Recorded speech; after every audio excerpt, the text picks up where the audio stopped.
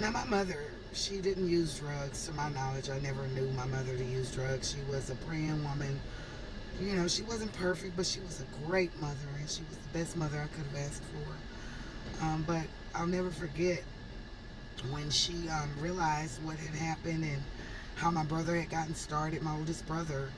And she, she said that your father is going to have to live to see the ruin that he's caused on the family. Now, my dad was 13 years older than my mother. My mother was 15, my dad was 28 when he got her pregnant. And so, back then, I mean, that really wasn't a big deal. However, my father did outlive my mother. My mother died 8 days before her 60th birthday. My father, on the other hand, he lived to be 79. He died in 21. My mother died in 13. But it was just like she spoke. She said he would have to live to see the ruin that he caused. Now, here I was, clean and delivered. She got to see me clean and delivered before she died, thank God.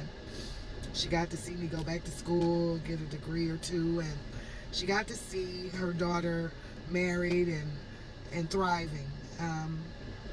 However, it was hurtful for her seeing her sons continuing to abuse drugs. She was always the crutch for them. They could always go back to mama and stay on her and really not be of any help to her because they weren't any help to themselves. And it was hurtful. But after she died, they had no one. And my husband and I, we tried to help, but we realized they weren't ready. Ralph wasn't ready. And you have to let go when people aren't ready.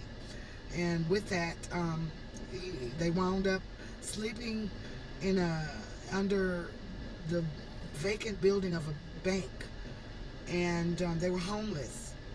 My father, he was with his girlfriend at the time, and they couldn't stay with him, but he would call me every morning after my husband died, and I could hear the hurt and the disgust in his voice of what's going on with his boys. And he would tell me, oh, I went and took money to them, I went and took food to them. And he was very hurt, and he had to live with that.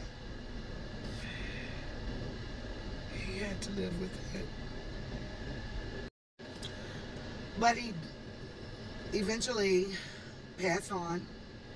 And it was like, from my husband being who he was to me in my life, showing me what a husband was, what a father in a household looked like, and showed my daughter what a dad looked like, it inspired me, because we both were actually talking about nonprofit work and